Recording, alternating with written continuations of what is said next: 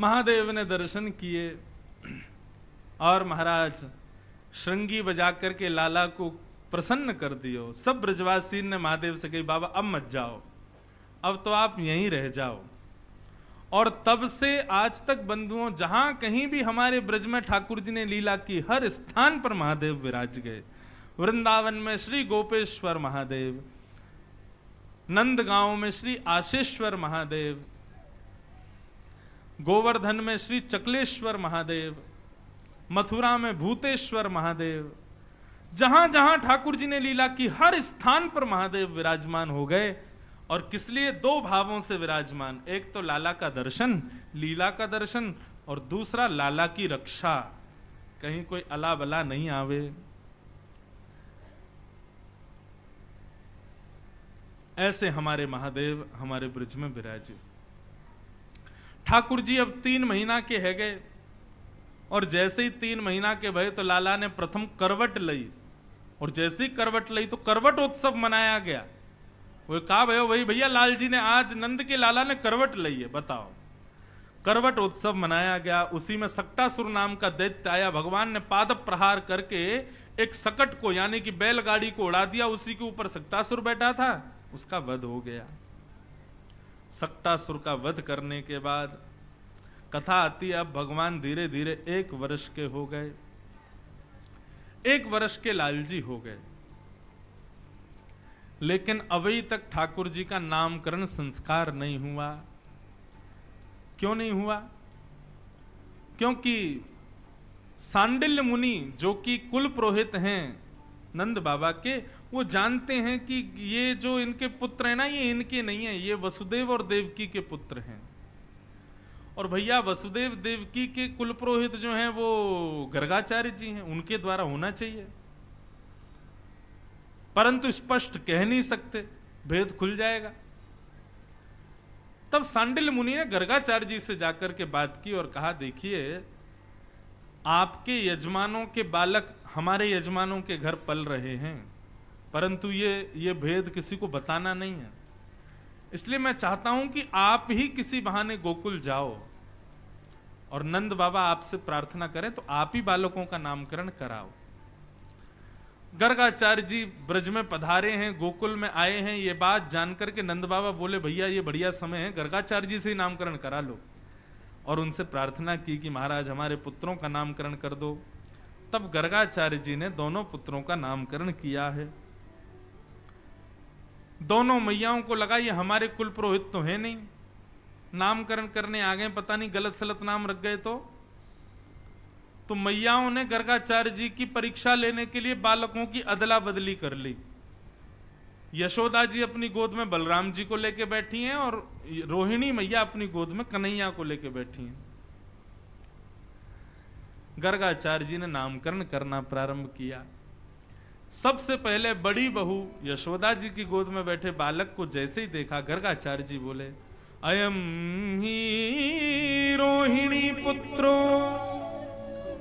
मैया ये आपका लाला नहीं है, ये रोहिणी का बेटा है।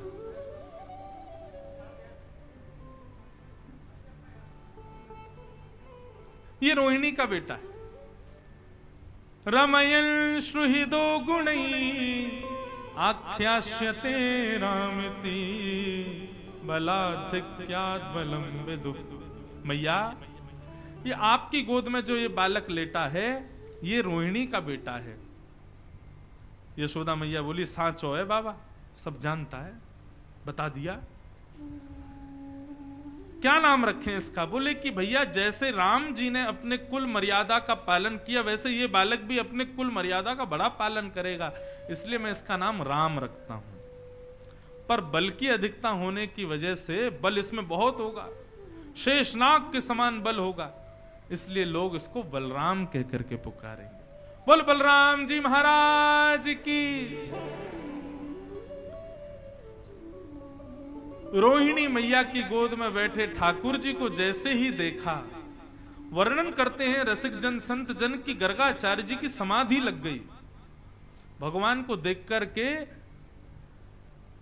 अनंत समय तक समाधिस्थ हो गए श्री गर्गाचार्य जी।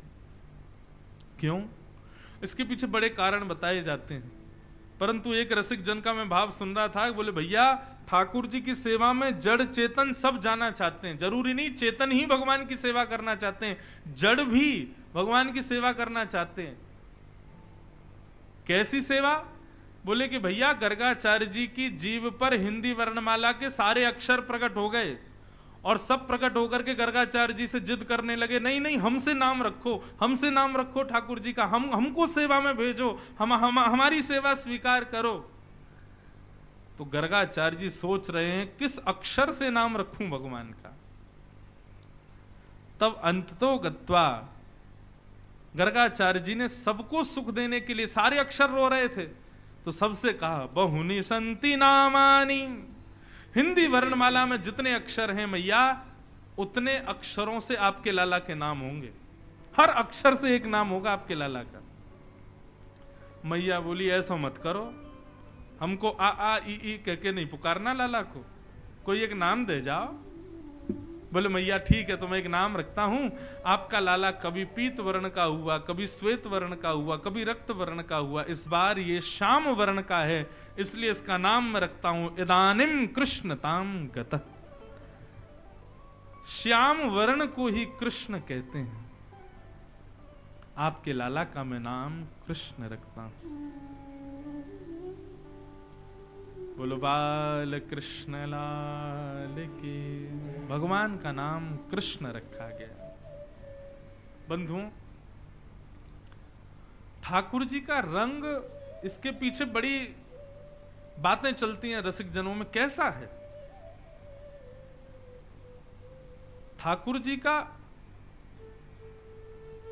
रंग? सांवला है ऐसा भी नहीं कह सकते, काला है ऐसा भी नहीं कह सकते, नीला है ये भी नहीं कह सकते। तो मैं अपनी एक बार कथा में कहीं कह रहा था, बोले भैया विश्व के जितने रंग हैं, जितने भी रंग हैं विश्व में, सब रंगों को यदि मिला दोगे तो जो रंग निकल के आएगा वही कृष्ण रंग है। आएगा गहरा ही आएगा, थोड़ा सांवला काले का मिक्सचर ही, लेकिन प्योर काला भी नहीं होगा, प्योर नीला भी नहीं होगा, सबको घोल करके जो रंग निकलेगा वो कृष्ण वर्ण है। ठाकुर जी का कृष्ण नाम रखा गया। ये तो था वर्ण के रूप से नाम, लेकिन वैसे अर्थ यदि किया जाए तो कृष्ण शब्द का अर्थ क्या है? पृथ्वी पर रहने वाले प्रत्येक मानव को कृषि कहते हैं, केवल खेती करने वाले को कृषि नहीं कहते, हर व्यक्ति को कृषि कहा जाता है। पृथ्वी पर जो रहे, पृथ्वी का लालन पालन जिससे हो उसको कृषि कहा जाता है। तो पृथ्वी का हर व्यक्ति कृषि है, और हर व्यक्ति जब इस नाम का उच्चारण करे तो उसकी निवृत्ति हो जाए ना। तो कृषि यानी कि मानव जिस नाम को गाकर के निवृत्त हो जाए, ना हो जाए, उसी नाम को कहते हैं कृष्ण। जिस नाम को गाने से पृथ्वी छूट जाए, बार बार का आवागमन छूट जाए, 84 लाख योनियां छूट जाएं, वही कृष्ण नाम है। ऐसे भगवान का नाम कृष्ण रखा। अब कृष्ण शब्द का कई लोग अशुद्ध उच्चारण करते हैं। वैसे तो एक बात आपको स्पष्ट कर दूं, भगवान का नाम अशुद्ध कभी होता ही नहीं। वो ठाकुर जी का नाम ही कैसा जो अशुद्ध हो जाए? सांसारिक वस्तु अशुद्ध होती है, भगवत नाम कभी अशुद्ध नहीं होता। आप कैसे भी बोलो, लेकिन फिर भी विचार करो कि शुद्ध ही बोलो। ठाकुर जी का नाम शुद्ध है, हमारी बोलने की प्रक्रिया अशुद्ध है। कई लोग कृष्णा बोलते हैं, कई लोग किशन बोलते हैं, कृष्ण बोलते हैं, जाने क्या कृष्ण कन्हैया। अरे कृष्ण नहीं है, कृष्ण। छोटे बालक इस नाम का शुद्ध उच्चारण नहीं कर पाते, अति वृद्ध लोग भी इस नाम का शुद्ध उच्चारण नहीं कर पाते, और जिनका मन एकाग्र नहीं है वो भी इस नाम का शुद्ध उच्चारण नहीं कर पाते।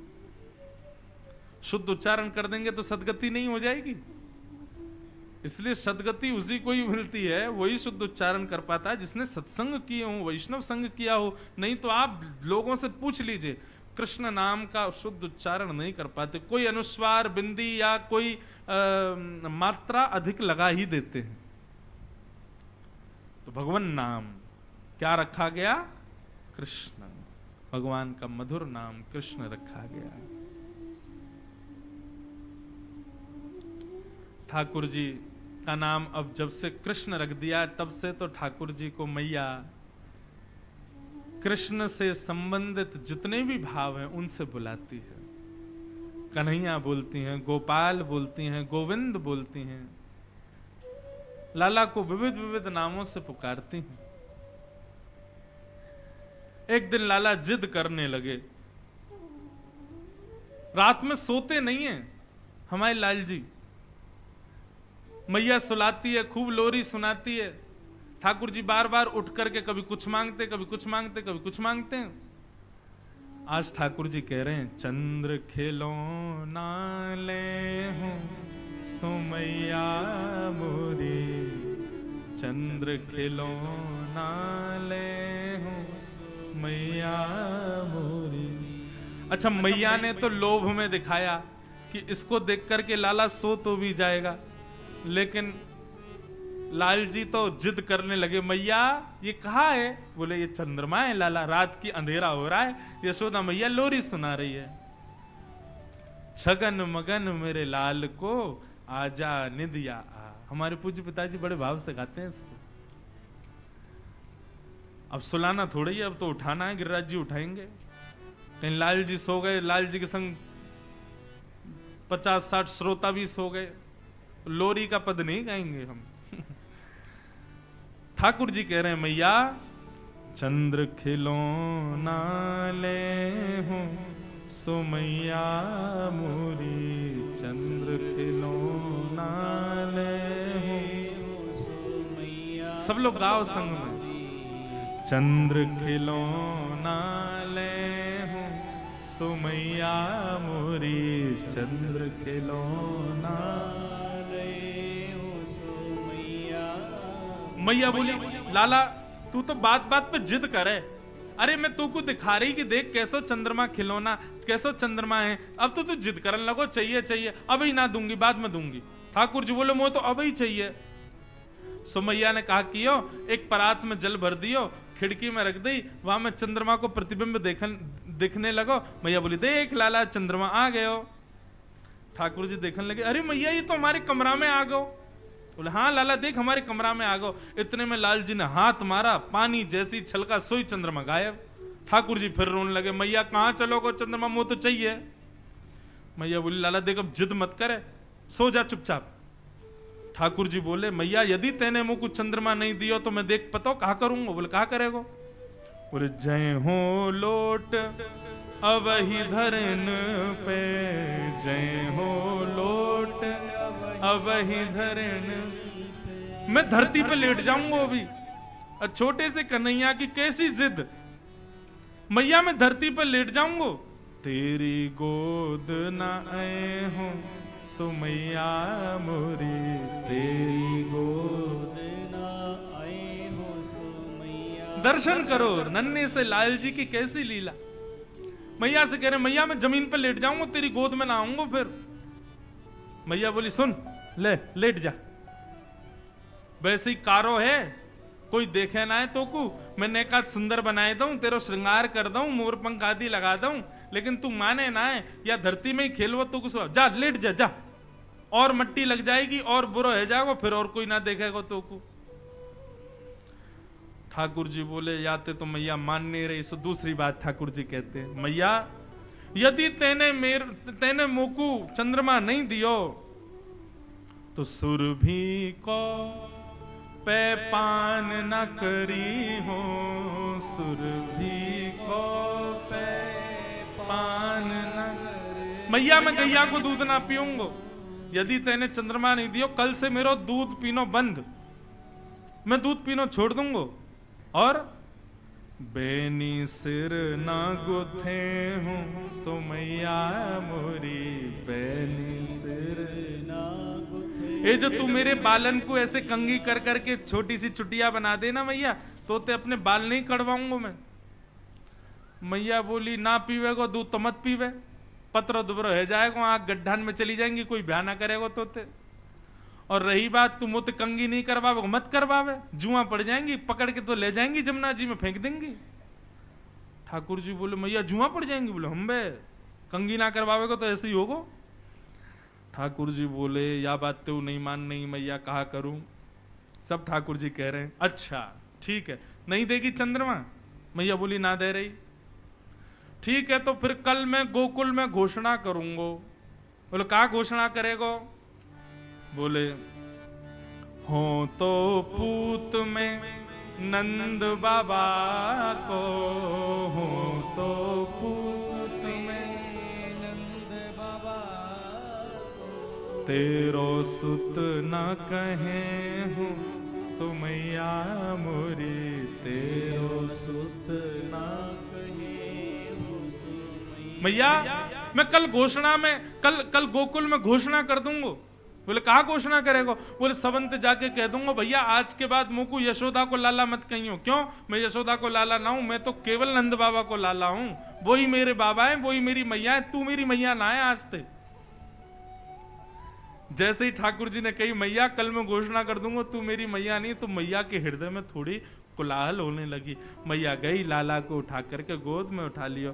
बोले लाला तू भी माने ना है, ऐसी ऐसी जिद करे, बता चंद्रमा चाहिए। चंद्रमा ते सुंदर तो को मैं और कछु दे दूं तो याते ज्यादा सुंदर कहा देगी तू मोकू?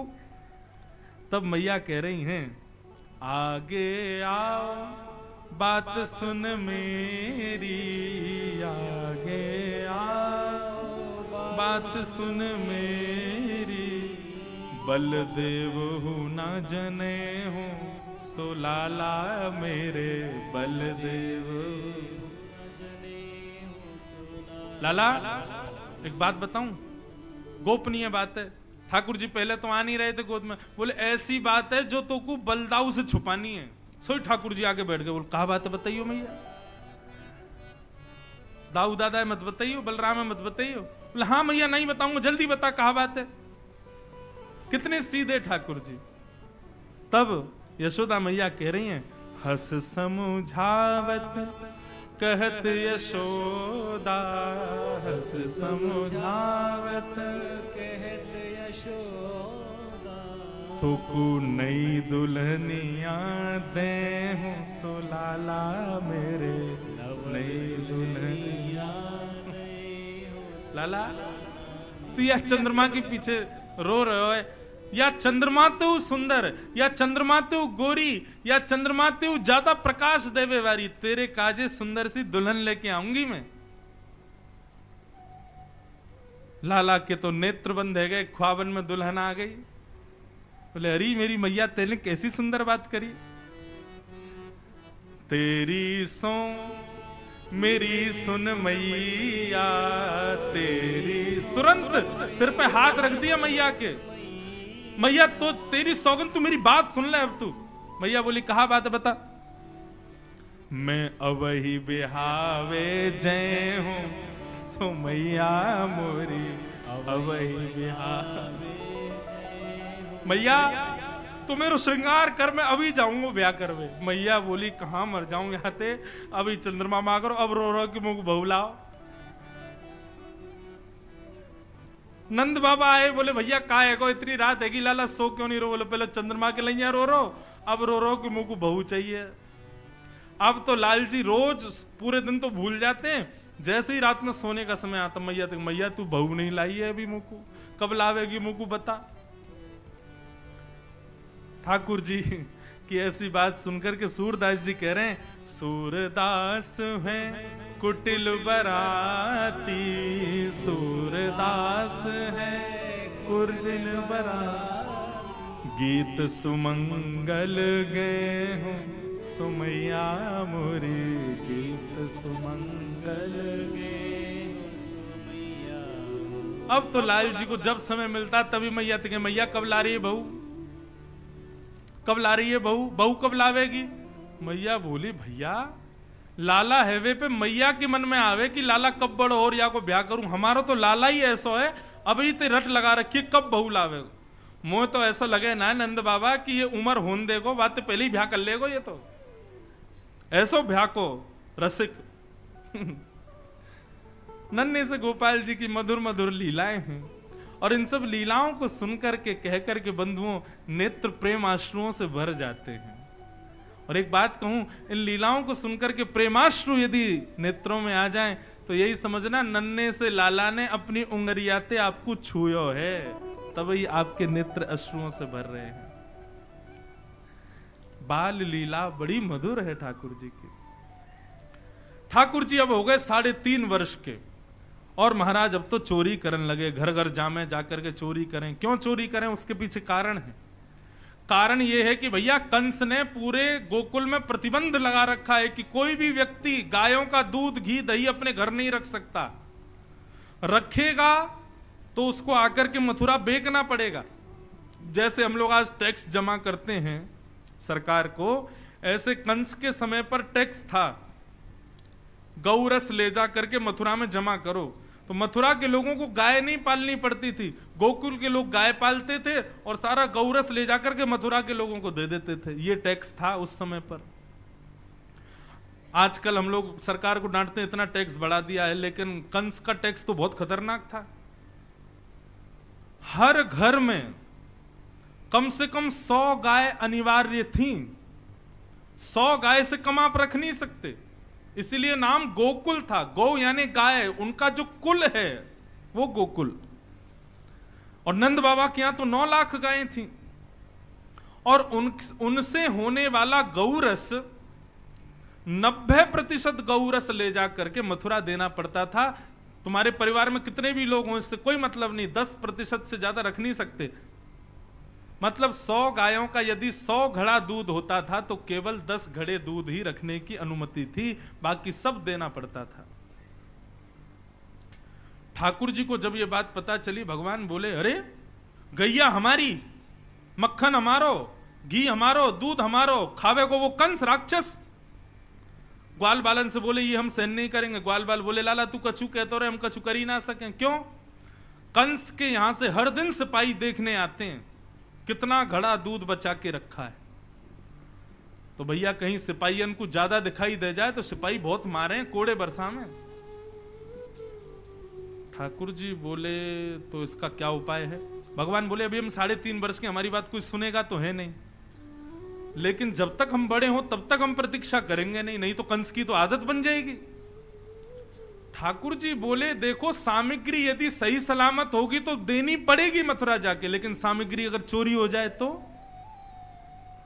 सामग्री चोरी हो गई तो महाराज से कह देंगे महाराज चोरी है गई, कहां से लाएं? सब ग्वाल वालों से बोले हाँ भाई जितने अच्छे काम करने सब आज कर लो, कल से तो चोरी होगी गोकुल में। ग्वाल बाल बोले लाला जो कहेगो सो करेंगे लेकिन चोरी नहीं करेंगे। भगवान बोले क्यों चोरी करवे में कहा जा रहा है? हमारी मैया के लाला कछु करियो चोरी मत करियो, क्योंकि चोरी करेगो तो तेरो ब्याह ना होगो। लाला बोलो, हमारे ठाकुर जी बोले दूध पियो ना जा रहो, घी खायो ना जा रहो, मक्खन ते शरीर बन नहीं रहो, ब्याह करेगो? अरे पतर पूछ रहा से, हमारे यहां पतले दुबले को ब्रजभाषा में बोलते हैं पतर पूछ रहा। आज हमारे चाणक्य जी आए, बोले महाराज जी आज थोड़ी ब्रजभाषा सुनाइयो मैंने, कि ऐसे ऐसे शब्द हैं उनके अर्थ ही नहीं पता चलेंगे आपको।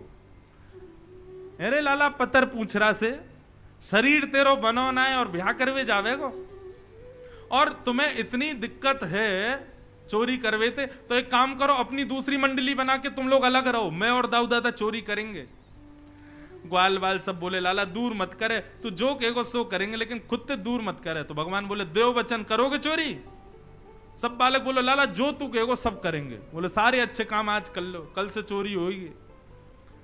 और दूसरे दिन से लाला ने लगे महाराज चोरी करवे, घर घर जामे, ऐसी ऐसी चोरी करें जाके कोई सीमा नहीं। गोपियों ने आकर के यहां सब बताया है, वत्सान मुंचन क्वचित समय क्रोश संजात हास स्तेयं स्वादत्तधिपयः कल्पितैस्तेययोगै मर्कान् भोक्षन् विभजति सचेन् नात्रिभाण्डं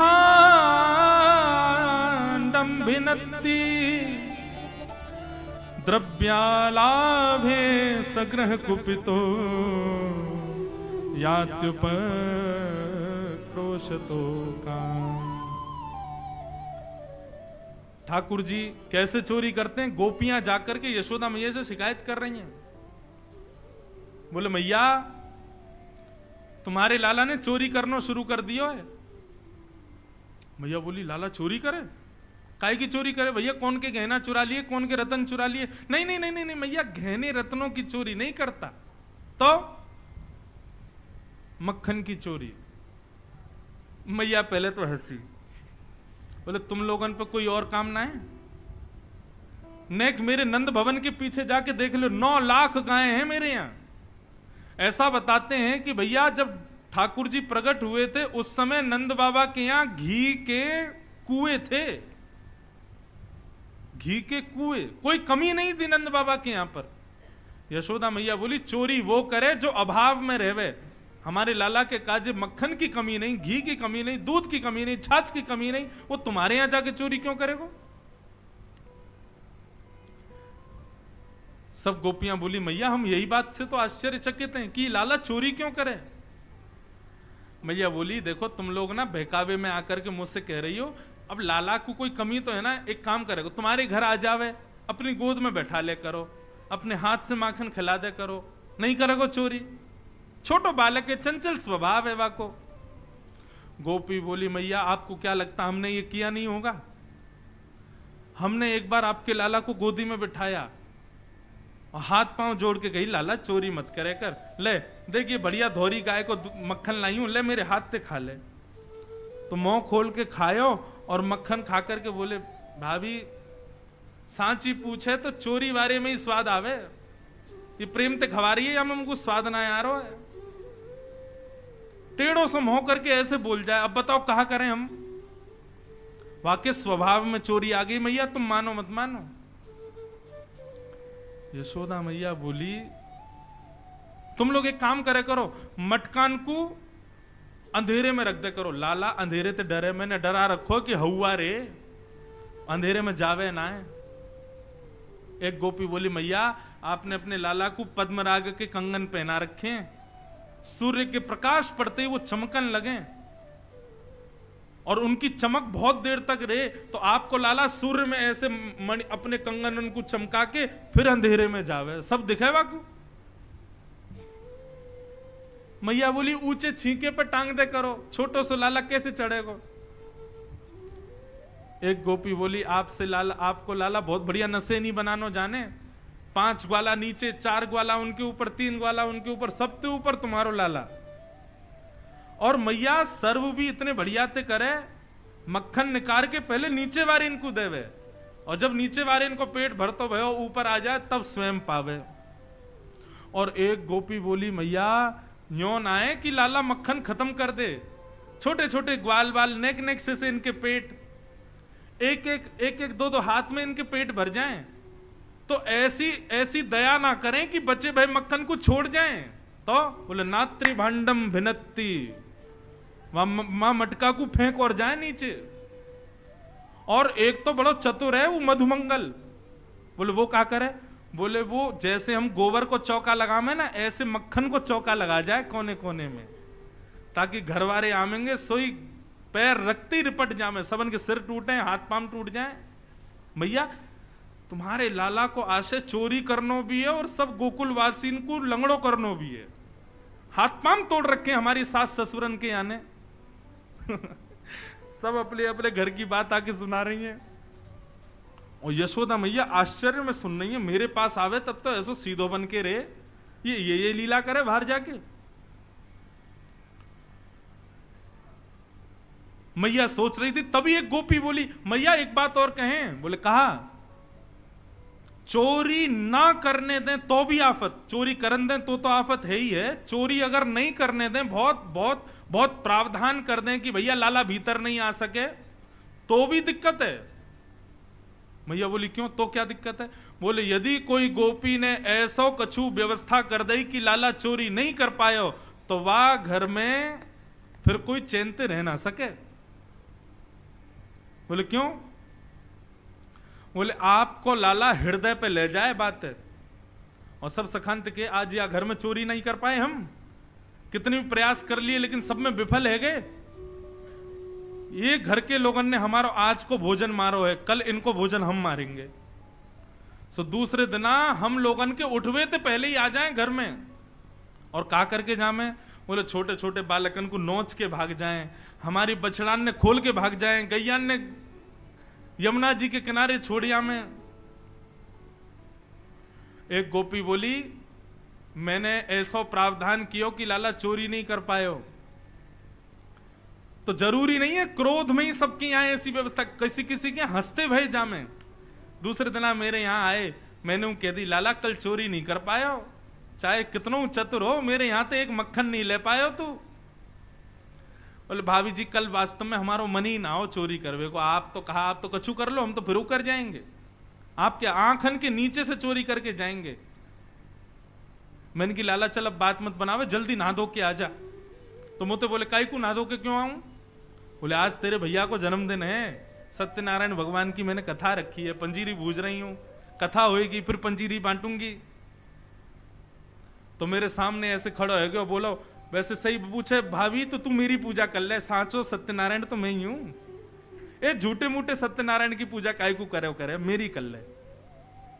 सो मैंने मजाक में यूं धर दियो, मैंने कहा अरे चल बनो सत्यनारायण, नहावे है ना, मोह धोवे है ना, 4-4 दिना तक नहावे ना, और हमारे का सत्यनारायण बने। आज भी बंधुओं हमारे ब्रज के कई मंदिरों में ठाकुर जी रोज नहीं नहाते, और जगन्नाथ जी की तो पूछो ही मत। जगन्नाथ जी कैसे नहाते हैं पता है?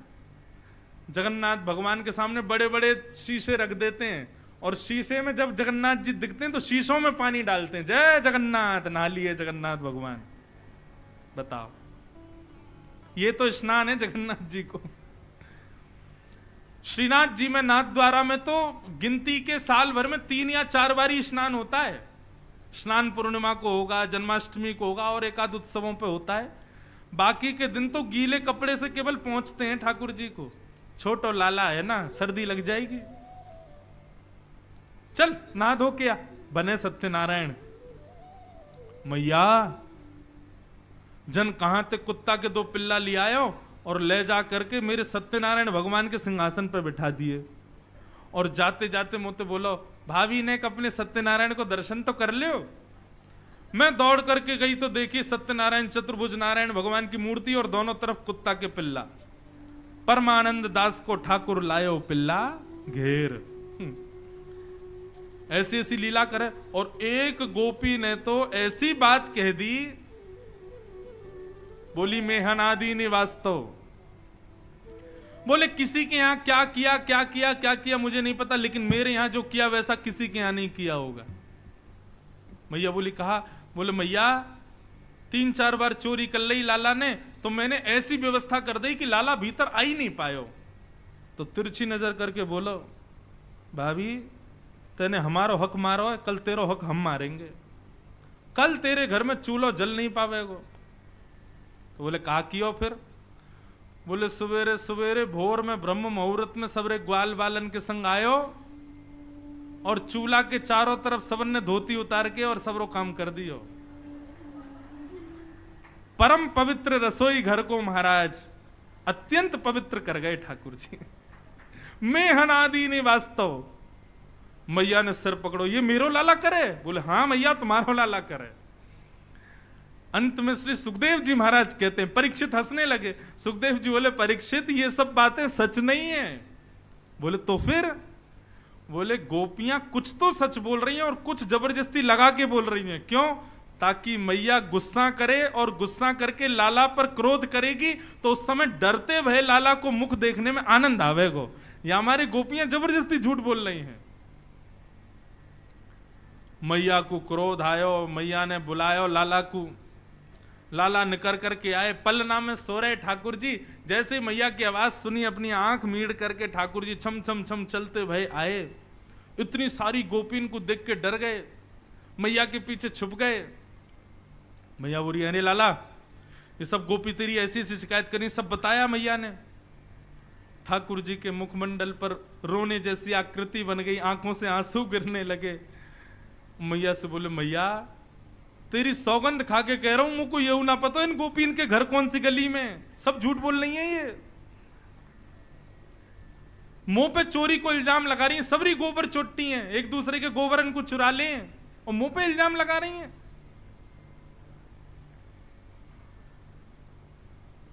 यशोदा मैया लाला को लेके भीतर आई और भीतर आकर के मैया ने लाला को हाथ अपने सिर पर रखो, बोले लाला सौगंध खा, तू आज के बाद चोरी नहीं करेगा। ठाकुर जी मुस्कुराने लगे, बदले में हमको क्या मिलेगा? बोले कहा चाहिए तो को? बोले ना मैया ऐसे तो नहीं, कछु तो देना पड़ेगा। मैया बोली पूल तो कहा चाहिए? बोले सौ खाऊं पर घर ना जाऊं मैया, अब ना करूंगो चोरी, अब ना करूंगा मैं चोरी, पर सांची कह कब लावेगी मुँह को तो दुल्हन गोरी। मैया एक बात मान ले मेरी, 3.5 वर्ष के हैं बस, मैया तू मेरो ब्याह करा दे, मैं चोरी नहीं करूंगा। गोरी सी दुल्हन लिया। मैया कितने भी गुस्सा में हो, लेकिन लाला की नटखट बात सुन के मैया के सौरो गुस्सा दौरो रह जाए। वो लाला तू ऐसे बात मत करे, कर मुंह गुस्सा आवे तो को मारूं तो को डांटूं, लेकिन तेरी इन सब बातन ते ऐसी चुपड़ी भाई बातन ने, माखन ने खा खा के मोते भी माखन ही बोले। अच्छा बता कैसी बहू चाहिए तो को? सोई ठाकुर जी गोद में बैठ गए, मैया तू लावेगी मुंह को? बोले बिल्कुल लाऊंगी, पहले बता तो सही तो को बहू कैसी चाहिए? रोज बोले बहू चाहिए बहू चाहिए, कैसी बहू चाहिए बता, हमारे ब्रज का पद है। ठाकुर जी कह रहे हैं भोरी सी होए सुघर छोटी। मैया भोरी सी लइयो, ज्यादा तेज तर्रार मत लइयो। मैया बोली क्यों तेज क्यों नहीं? बोले एक अकेली तू ही बहुत है तेज। मैया बोली अभी बताऊं तो को, बातन ने बनावे। बोले मैया भोरी सी लइयो और छोटी सी लइयो। मैया बोली नेक्सो तो तू, और बहू कितनी छोटी चाहिए? बोले इतनी छोटी लइयो कि मैं जेब में धर के गैया चरावे जायो करूं। भोरी सी होए छुबग छोटी और सुआ सारी नाक आंख मोटी। कौआ कौआ नहीं, कौन सा होता है वो? हाँ, तोते जैसी नाक हो, सुआ सारी नाक आंख मोटी, बड़ी बड़ी आंख हो मैया। और मैया वाको स्वभाव कैसे हो पता है? तोते छिपाए मुख घूंघट में मुस्का जाए थोड़ी थोड़ी। मैया जैसे ही तू वाके सामने आयो करे सोई घूंघट कर ले और वही मुस्कुरा जाए करे, ऐसी बहू लिया। मैया बोली वारे लाला कौन सिखावे तो को ये सब बात? बोले मेरे गुरुजी मधुमंगल श्री दामा, वही सिखा मैं। मैया बोली आंधदारी किन्ने आज बताऊंगी, ये सब सिखा मैं लाला को। अच्छा ठाकुर जी के जो सखा है ना, सब सखाओं में सबसे छोटे हैं ठाकुर जी, 3.5 वर्ष के, लेकिन प्रेसिडेंट है, सबसे ऊपर है। और मधुमंगल श्रीदामा तो ब्याह लायक है गए, उनकी उंगली पकड़ के ठाकुर जी चले पूरे गोकुल में। कैसी लीला ठाकुर जी की। मैया बोली अच्छा ऐसी बहू चाहिए और बता। मैया एक बात तो समझाऊं। मैया मेरी एक बात सुन ले। बोले कहा? बोले जब मैं ब्याह करवे जाऊंगा ना, सबन को लेके जाऊंगा, पूरे गोकुल को लेके जाऊंगा, सबन को लेके जाऊंगा, लेकिन बलदाऊ संग न ले जाऊं। क्यों?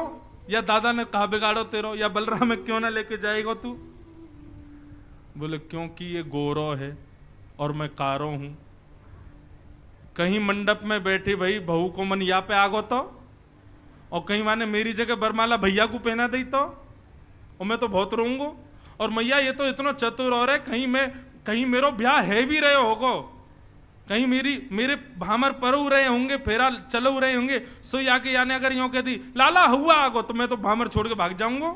मुझे तो इतना डर लगे ये दाऊ दादा मेरे ब्याह को तोड़वावे के पूरे षड्यंत्र करेगो। मैया ये हमारे याकू नहीं ले जाऊंगो। मैया तू मेरी एक बात सुन ले। बोले कहा? मोए गोरो दुल्हा बनाए दी जो कहूं, हंसे ना वहां की छोरी। मैया तू ऐसा श्रृंगार करियो मैं गोरो गोरा दिखूं, ताकि मेरे ससुराल में जो मेरी सारी सरेज होंगी ना छोटी छोटी, वो कहीं हंसे नहीं मुंह को देख के। यशोदा भैया बात सुन करके आनंदित हो रही है। मैया बोली ठीक है लाला करा दूंगी। आप तो लाल जी हट करने, अभी करा मेरो ब्याह। मैया मेरी एक बात मेरी और सुन ले, कहा गोपिन पे मंगल बजवाए दे। तू तो अब मंगल गान शुरू करवा दे मैया, और बाबा ते कह के मगवाए दे, चढ़वे को सुंदर घोड़ी, सो खाऊं पर घर ना जाऊं मैया, अब ना करूंगो चोरी। ऐसे ठाकुर जी की लीलाएं सुन करके यशोदा मैया अपने अंक में भर लेती है लाल जी को, नेत्रों से अश्रुपात होने लगता है, बार बार विधाता को धन्यवाद कहती हैं। ऐसे मधुर, ऐसी मीठी बोली, ऐसे मधुर ठाकुर जी दिए हैं। यशोदा मैया लाल जी के संग खूब सुखी, खूब आनंद में है।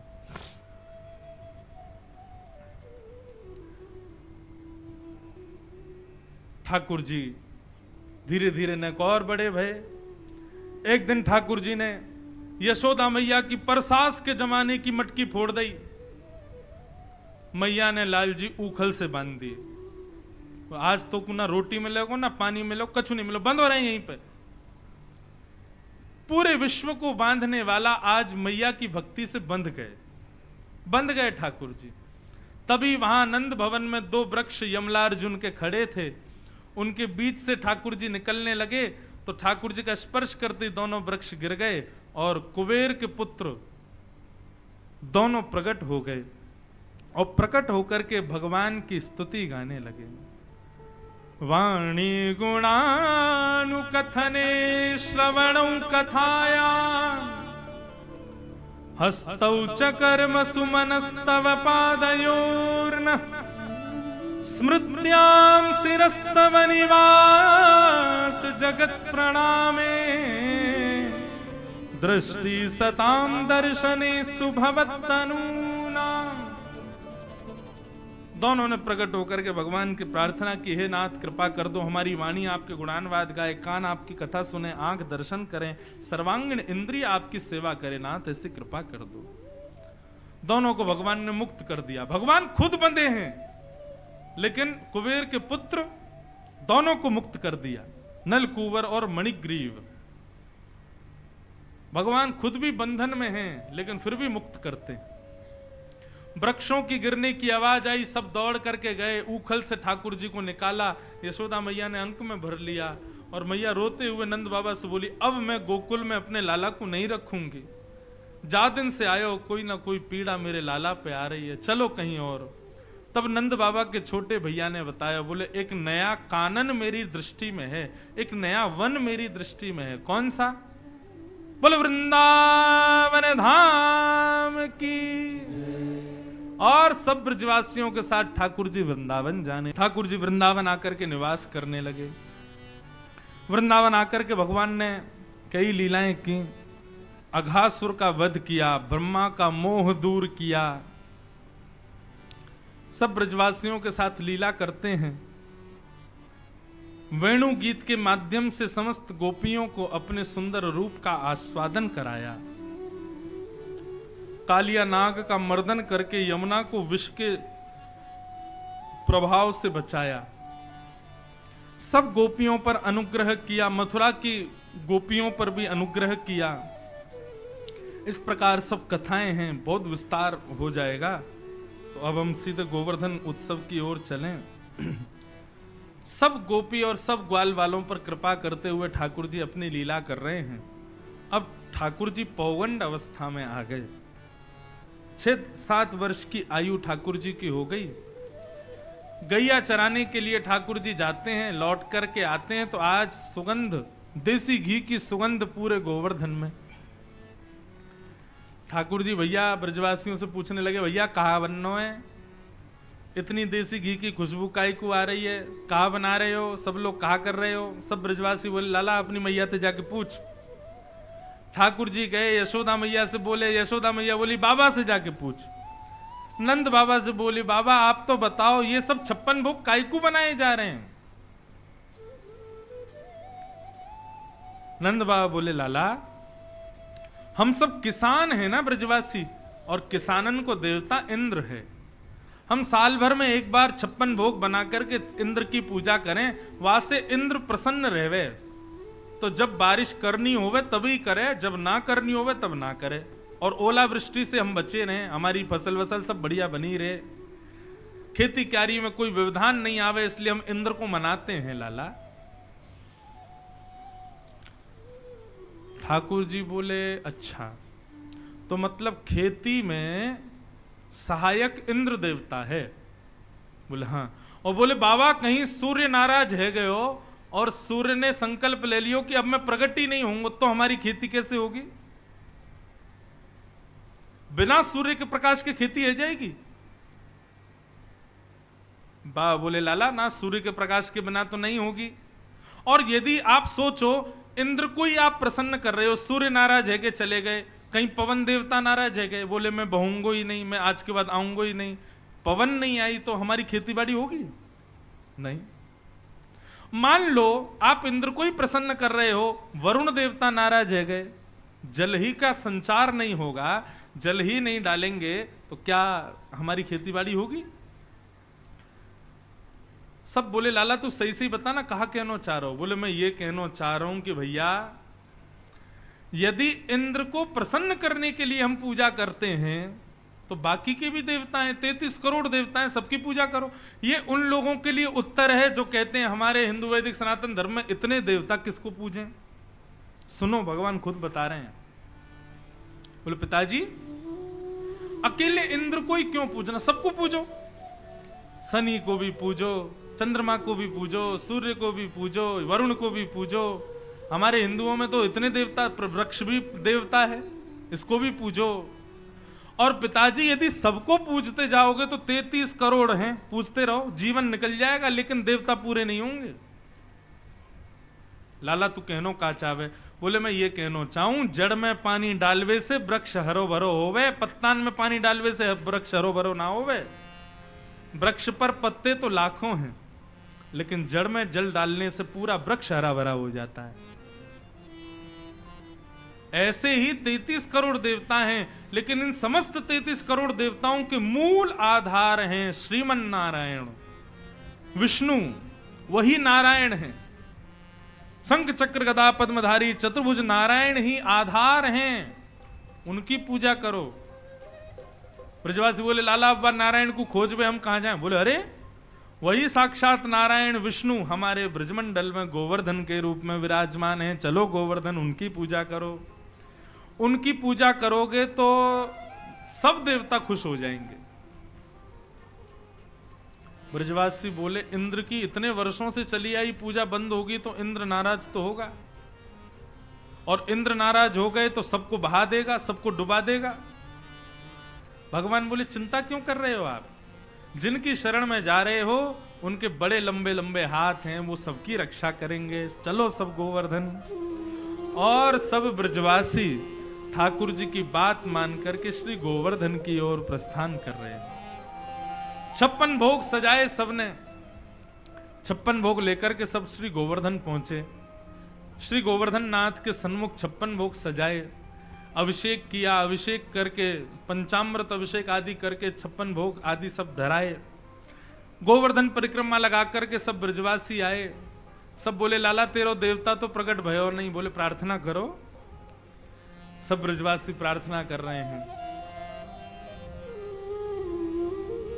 गिरिराज धरण प्रभु तुमरी शरण, गिरिराज धरण प्रभु तुमरी शरण, गिरिराज धरण प्रभु तुमरी शरण, गिरिराज धरण प्रभु तुमरी शरण, गिरिराज धरण प्रभु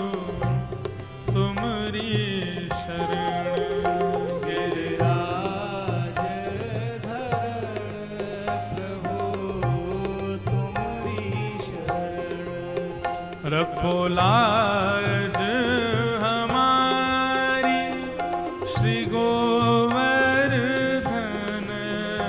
रखो लाज हमारी श्री गोवर्धन, रखो लाज हमारी गोवर्धन, रखो लाज हमारी श्री गोवर्धन, गिरिराज धरण प्रभु तुम्हारी शरण, गिरिराज धरण प्रभु तुम्हारी शरण, हे प्रभु तुम्हारी शरण, प्रभु तुम्हारी शरण।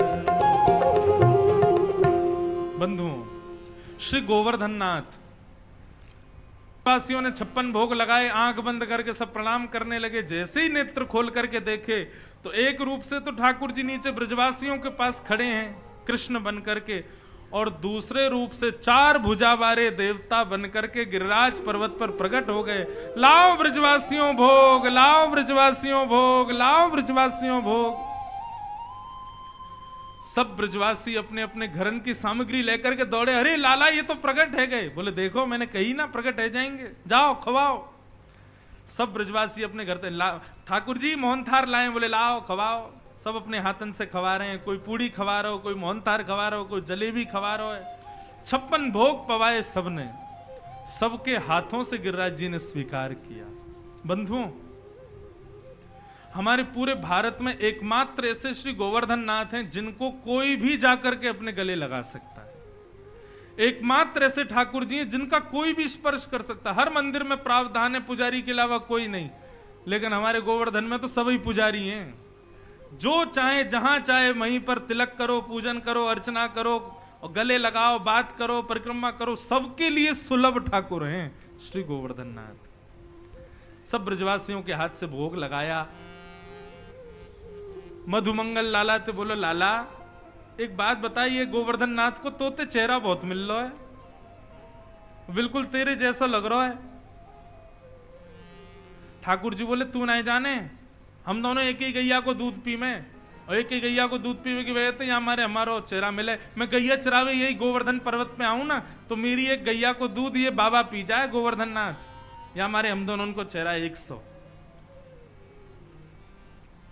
अच्छा लाला, भली भली कही, लेकिन लाला एक बात बता, दूध पीवे ते चेहरा कैसे मिले? ठाकुर जी बोले तेरी बहन को और तेरा चेहरा भी तो मिले, तुमने तो एक ही मैया को दूध पियो, ऐसे ही हम दोनों ने एक गैया को दूध पियो। मधुमंगल पीछे तो बोले लाला बात अन्य बना रहे है, ऐसे तो बछड़ा भी गैया को दूध पीवे, बाको मोह तो हम तो मिले ना है। वो बछड़ा भी गैया को दूध पियो, हम भी पीवे, हमारा तो मोह मिला।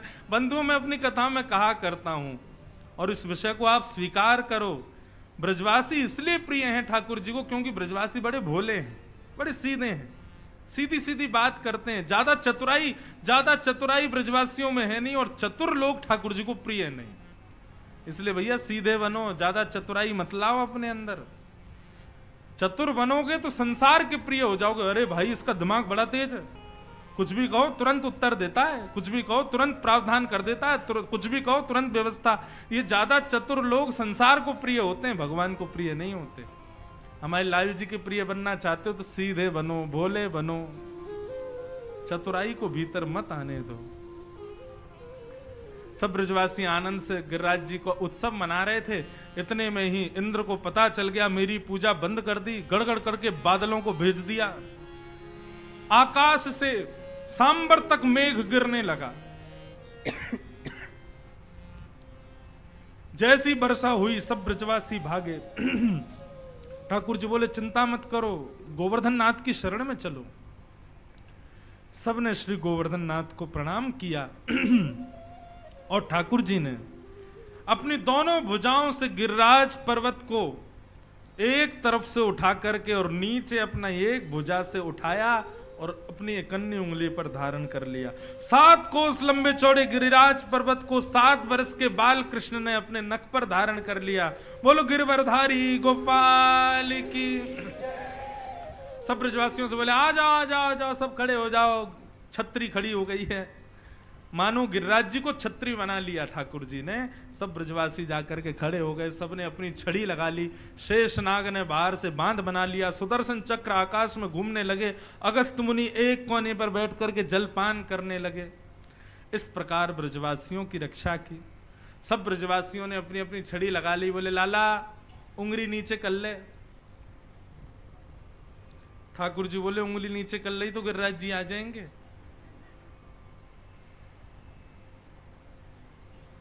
ब्रजवासी बोले हाँ, जैसे कि तेरी उंगली पे ही टिक रहे हैं ये। बोले और नहीं तो क्या, मेरी उंगली पे ही टिक रहे हैं। अरे लाला साच ही पूछे, हमारे हमारे डंडान पे टिक रहे हैं गिरिराज जी। ठाकुर जी बोले अच्छा, आपके इन डंडान में इतनी सामर्थ्य, इतने बड़े गिरिराज जी को उठा लें। गर्ग संहिता कभी पढ़िएगा बंधुओं। गर्ग संहिता में गिरिराज जी जब भगवान ने उठाए थे तब उस समय के गिरिराज जी का रूप लिखा है। आज गिरिराज जी केवल और केवल 21 किलोमीटर लंबे हैं, लेकिन गर्ग संहिता में वर्णन है जब ठाकुर जी ने गिरिराज जी उठाए थे तो 21 किलोमीटर लंबे, 21 किलोमीटर चौड़े और 21 किलोमीटर ऊंचे। मतलब गिरिराज जी का शिखर हिमालय से भी ऊंचा था गर्ग संहिता के अनुसार। अब वृंदावन में कई बार भागवत में ऐसा वर्णन आता है कि ठाकुर जी गैया चराने जमुना जी जाते हैं और जमुना जी से गिरिराज जी पे चढ़ जाते हैं। मतलब पहले गिरिराज जी की सीमा वृंदावन में यमुना तट तक आती थी। अब वो तो हर दिन तिल भर गिरिराज जी भीतर प्रवेश कर रहे हैं, तो इसलिए अब सूक्ष्म होते चले गए। नहीं तो जब ठाकुर जी ने उठाए तब गिरिराज जी ऐसे थोड़े ही थे जैसे अब दिख रहे हैं। और अब वाले भी हों तो भी क्या एक बालक की कन्नी उंगली पर उठा लेगा, लेकिन ठाकुर जी ने उठा लिए। भगवान बोले इतने लंबे चौड़े गिरिराज जी तुम्हारे डंडान पर टिके हैं। तो सब ब्रजवासी बोले तेरी उंगली पर टिक रहे हैं। बोले हाँ मेरी उंगली पर टिके। बोले लाला बात मत बनावे, चल हाथ नीचे कर ले। ठाकुर जी बोले ठीक है तो संभालो। ठाकुर जी ने नीचे किए, सोई गिरिराज जी नीचे आने लगे। सबन के डंडा टूटने लगे, चट चट आवाज आने लगी। अरे लाला संभाल संभाल संभाल। ठाकुर जी ने फिर से उंगली लगाई और गिरिराज जी टिक गए। सब ब्रजवासी अपने टूटे टूटे डंडान ने देख रहे हैं। वो लाला सच में तेने उंगली पे उठा लिए गिरिराज जी? भगवान बोले हाँ। भगवान ने कितनी विशिष्ट लीलाएं कर ली। पूतना मार दी, अघासुर, बकासुर, धेनुकासुर, किन किन को नहीं मारा। लेकिन ब्रजवासी पता क्या कहते हैं? वो लाला तेने थोड़ी मारे, ये तो हमारे ब्रज को प्रताप है कि राक्षस ब्रज में पैर रखते ही मर जावे और मरे मरायन पे तू हाथ धर दे और सबरो श्रेय ले जाए कि मैंने मारे। ठाकुर जी बोले जय हो धन्य ब्रजवासी, आप लोग कभी स्वीकार नहीं करोगे कि मैंने मारा। बोले तू मार ही ना सके, हमारो फूल सो लाला, इतनो नाजुक कोमल सो लाला राक्षसन ने मारेगो। ये तो हमारे ब्रज को प्रताप है। हमारे ब्रज में इतने संतन ब्रजवासी ने, गौवन की इतनी कृपा है हमारे ब्रज पे कि राक्षस प्रवेश करते ही मर जावे। ठाकुर जी की किसी भी प्रभुत्व को स्वीकार नहीं करते ब्रजवासी। आज ठाकुर जी ने गिरिराज जी उठाए, उसके बाद भी सब ब्रजवासी बोलने लाला तू को बता नहीं पड़ेगी तुम्हें इतनी शक्ति कहां से आई। तो हमारे ब्रज का बड़ा प्रसिद्ध भाव है, कछु माखन को बल बढ़ो, कछु गोपन करी सहाय, श्री राधे जू की कृपा सो मैंने गिरवर लियो उठा। कछु तो मुंह में माखन को बल आगो। ब्रजवासी बोले हाँ लाला ये बात तो ठीक है, तेने माखन को खायो इतनो बल आगो तुम्हें, लेकिन तेने कही कछु गोपन करी सहाय, हमने का सहायता करी। बोले जब गिरिराज बाबा प्रकट भये तो वो मेरे जैसे दिखाई दे रहे, तो आप सब उनको देखो फिर मोहे देखो, फिर उनको देखो फिर मोहे देख रहे, तो आप सबन के बार बार मुंह को देखने की वजह से आप सबन की शक्ति मुंह में आ गई और मैंने गिरिराज जी उठा लिए। ब्रजवासी कहें तभी तो हम कहें हम कमजोर क्यों हो गए, आजकल घबराहट सी क्यों है रही है। नेक नेक में थक जाएं, नेक चलती थक जाएं, अरे पतो चली लाला ने हमारी शक्ति चुरा ली है। हाँ भाई देख रहा है, लाला तो हमारो फूल सो है, हमारे शक्ति के बलते लाला ने गिरिराज जी उठाए। सब ब्रजवासी बोले लाला अब जब तक गिरिराज जी उठावे को हम सब अपलक नेत्रंत तो को देखेंगे ताकि हम सबन की और शक्ति तो को मिल जाए। ठाकुर जी मुस्कुरा रहे, वाह जय हो ब्रजवासी, अब भी इनको सच्ची लग रहा है कि इन्हीं की शक्ति है मुझ में। और श्री राधे जू की कृपा सो मैंने गिरवर लियो उठाए, श्री राधा रानी की कृपा से मैंने गिरिराज जी उठाए। इसके 108 भाव हैं। कितने? 108 अनंत भाव हैं। जयदेव महाप्रभु गीत गोविंद में कहते हैं, अभिनव जलधर सुंदर धृत मंदर धृत मंदर श्रीमुख चंद्र चकोर जय जय देव हरे। श्री राधा मुख चंद्र चकोर जय जय देव हरे। अभी 24 को यहाँ कथा पूरी, 25 से हमारी जगन्नाथपुरी में कथा प्रारंभ है। और यहाँ तो सामान्य सीधी हमने कथा की, वहां पर विशेष रूप से गीत गोविंद के पुट के साथ रोज कथा होगी। गीत गोविंद जयदेव महाप्रभु रोज जगन्नाथ जी को जाके सुनाते हैं और उसमें ठाकुर जी की लीलाओं के भेद खोलते हैं जगन्नाथ जी, श्री जयदेव महाप्रभु। तो जयदेव महाप्रभु आज जगन्नाथ जी के सामने जाकर के कह रहे हैं, ठाकुर जी आप चाहते तो जैसे गिरिराज जी उठाए, ठीक है मान लिया आपने गिरिराज जी उठाए, आप उसी समय भ्रगुटी टेढ़ी करके और इंद्र को यदि इशारा करते हैं इंद्र वर्षा बंद कर, तो इंद्र की हिम्मत नहीं थी कि वो वर्षा कर दे। लेकिन 7 दिन 7 रात्रि पर्यंत तक इंद्र वर्षा करता रहा और उसके बाद भी भागवत जी में कहीं नहीं लिखा कि आपने मना किया तब उसने बंद किया हो ना। इंद्र ने अपने आप वर्षा बंद की और उसके बाद आपने गिरिराज जी पधराए। मुझे ये बात पच नहीं रही है। जयदेव महाप्रभु कह रहे हैं, जगन्नाथ जी बोले तो तुमको क्या समझ में आ रहा है?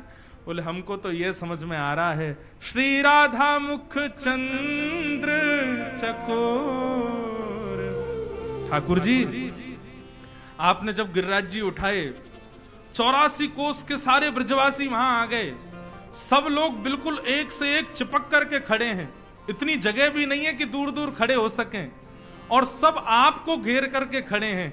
लेकिन उस समय आप जिस शिला पर खड़े हैं आपके बिल्कुल सामने श्री किशोरी जी खड़ी हैं, श्री राधा रानी खड़ी हैं। आपके मन में आया ये बढ़िया समय है किशोरी जी को निहारने का, किशोरी जी को देखने का, ये बढ़िया समय है, ये बढ़िया मौका मिला। और समय तो लाज रखनी पड़ती है, कहीं मैया नहीं देख ले, कहीं बाबा नहीं देख ले, किशोरी जी को भी जाना पड़ता है। ये बढ़िया समय, किशोरी जी बिल्कुल सामने खड़ी हैं, अब इनकी रूप सुधा का खूब अद्भुत पान हम कर सकते हैं। तो इंद्र तो 2-4 घंटे में वर्षा बंद करने वाला था, आपने तो इशारा और किया और बरसा, और बरसा तो रहे भैया, जब तक किशोरी जी सामने खड़ी रहे तू बरसा तो ही रहे। बोले आपने 7 दिन दिन रात आपने किशोरी जी के रूप का आस्वादन किया, तब 7 दिन में इंद्र बोला महाराज भंडार खत्म हो गया, अब पानी नहीं बचा मेरे पास में। तब 7 दिन बाद जब इंद्र के भंडार खत्म हुए तब आपने गिरिराज जी नीचे धरे, नहीं तो आपकी वश चलती तो आप 7 बरस तक गिरिराज जी खड़े करके रखते, क्योंकि सामने किशोरी जी खड़ी हैं, उनको देखने का अवसर मिल रहा है।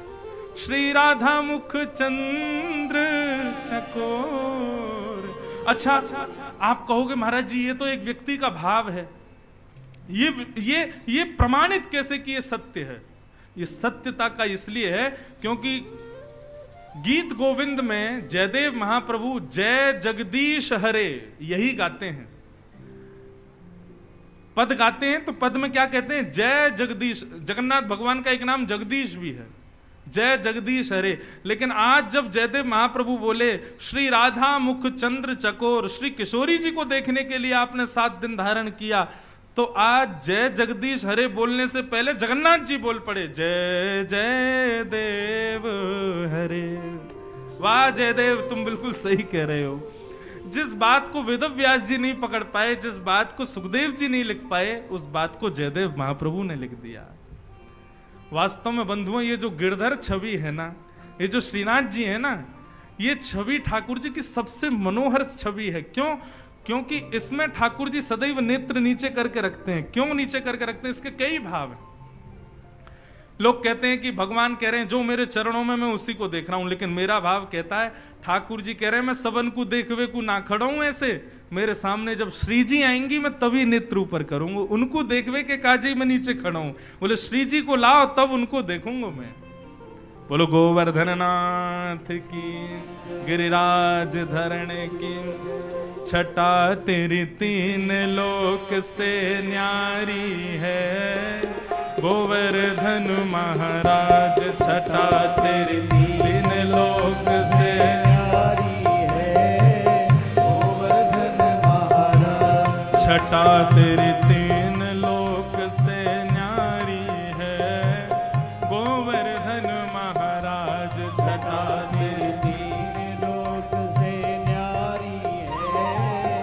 गोवर्धन महाराज। अभी ऐसा क्रम है कि अभी हम इस पद के बाद कथा को विश्राम करेंगे और फिर हम बाहर जाएंगे। वहां आज गिरधर लाल जी का 56 भोग मनोरथ है। आप सब लोग डिसिप्लिन का ध्यान रखना।